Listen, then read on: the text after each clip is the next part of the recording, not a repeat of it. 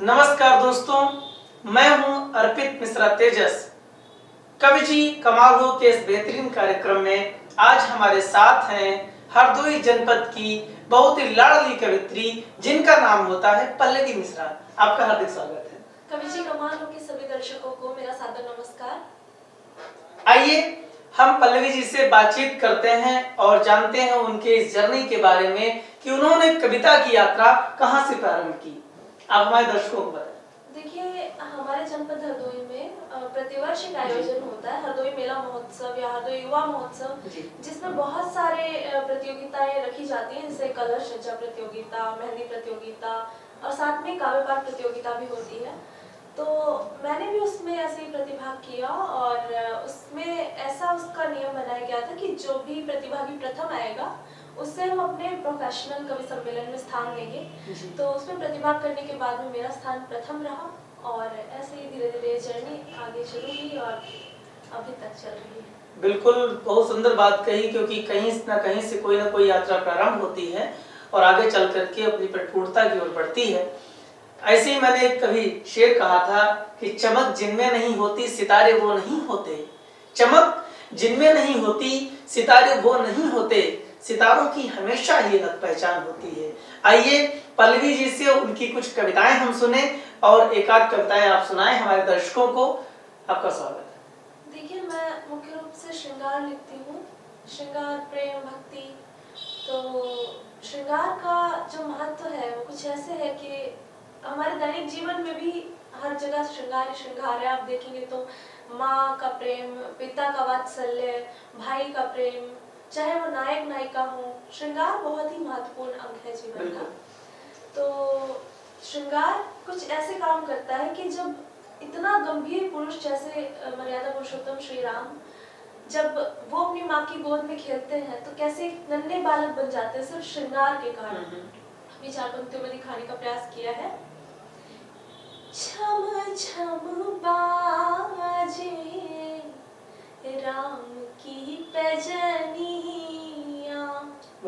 झूल झूल खेले अपनी पलनिया, मैया से बोले राम, मैया से बोले राम, मैया सुनो ना, अवध ले आ दो ना, छोटी सी दुल्हनिया, अवध ले आ दो ना, छोटी सी दुल्हनिया। कुछ इसी तरह से वर्णन किया गया कि कैसे छोटा बालक कैसे जिद करता है माँ से, श्रृंगार के माध्यम से, प्रेम के माध्यम से। देखिए, आपने सुना कि श्री राम भगवान जो अपनी माँ से कैसे हट करते हैं और कितना श्रृंगारित से परिपूर्ण आपने अपना मुक्तक सुनाया। किसी विद्वान या यूं कहें कि किसी जाहिल व्यक्ति ने कभी ये कहा था कि दुनिया में अगर कभी क्रांति आएगी तो सिर्फ प्रेम से आएगी, नफरत से नहीं आएगी। यही कारण है कि 9 रसों में प्रेम को रसराज कहा जाता है। वाकई प्रेम बहुत महत्वपूर्ण है हमारे समाज के लिए, हमारे वैश्विक पटल के लिए, क्योंकि अगर प्रेम का वातावरण होता तो आज जो पूरे हमारे वैश्विक पटल पर जो आज घमासान मचा है, जो युद्ध का माहौल बन चुका है, वो कभी न बनता। इसलिए प्रेम का संदेश देने के लिए कोई हरदोई जनपद से कवित्री निकलती है और प्रेम की पताका फहराती है। उस कवित्री का नाम होता है पल्लवी मिश्रा। आइए उनसे एक आध और हम गीत सुने, उनसे और मुक्तक सुने। आपका स्वागत है। देखिए, अभी आपने बात की कि समाज में कैसे श्रृंगार बहुत ही महत्वपूर्ण हो जाता है। समाज की अगर बात करें तो हम देखते हैं कि बहुत से परिवार ऐसे हैं जहाँ पे कुछ फौजी, कुछ पुलिसकर्मी कार्यरत हैं। बिल्कुल। तो कई त्योहार ऐसे होते हैं घर में सोने चले जाते हैं, अपने घर नहीं आ पाते हैं वो। तो ऐसे में मैं क्या लिखती हूँ पंक्तियों के माध्यम से, कैसे उनकी प्रेमिकाएं उन्हें, उनकी पत्नियां उन्हें घर बुलाती हैं। मधुरिम सरस चहकती कोयल बुला रही है, स्नेह की ये कलिका खुद को खिला वाह। कब से मेरी प्रतीक्षा बनती रही परीक्षा, आ जाओ अब तो साजन पायल आहा, बुलाए, क्या बात है, वाह। आ जाओ अब तो साजन। बहुत सुंदर। एक सबसे भावुक पल वो होता है जब कोई वीर सैनिक अपने सीमा पर जाता है देश की सुरक्षा के लिए, तब उसकी पत्नी घर पर रह करके वर्षों तक उसकी प्रतीक्षा करती है, जब छुट्टी मिलती है तो घर वापस आते हैं। धरातल पर अपनी कविताओं की पताका फहराने वाली पल्लवी जी से निवेदन करेंगे कि आप और कुछ सुनाएं, उसके बाद कुछ आपसे बातचीत करें। जी, अभी आपने बोला कि कविताएं हृदय में से कोलाहल जब उत्पन्न होता है तो निकलती हैं। तो प्रेम की शुरुआत में जब रोज एक युगल मिलता है, रोज आपस में मिलते हैं, बात करते हैं, रोज आते हैं, लेकिन आज वो कुछ अलग मांगती है। कैसे मांगती है, सुनिए। स्वागत है। आना तो अपने चेहरे पर नूर लेके आना, एक यज्ञ ठाना मैंने कर्पूर लेके आना, श्रृंगारे अधूरा कब तक रहेगा साजन, आना जो आज प्रियतम सिंदूर लेके आना। क्या बात है। आना जो आज प्रियतम सिंदूर लेके आना।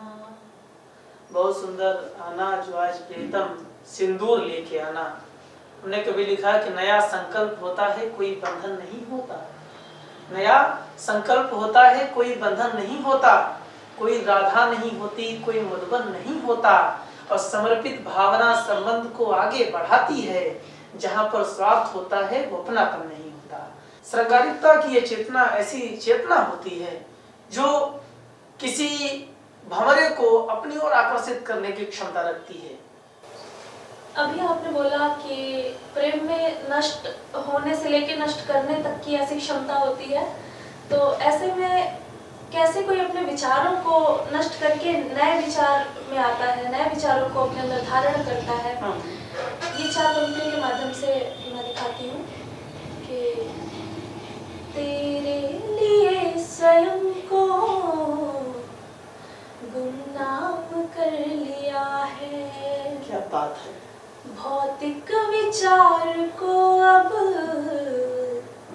अध्यात्म कर लिया है। वाह। रंगों में मैं तुम्हारी ऐसी रंगी हूँ प्रियतम, अब तेरे नाम को ही उपनाम कर लिया। क्या बात है। वाह। तेरे नाम को ही उपनाम कर लिया है। क्या। देखिए, मैं कुछ वक्तव्यों के बाद अब अपने गीत रखती हूँ सीधे सीधे। प्रेम का ही गीत है, सुनिएगा क्या महत्वता होती है, कैसे एक स्त्री बखान करती है प्रेम का, क्या नोक-झोंक होती है, सब कुछ मैं गीत के माध्यम से। स्वागत है।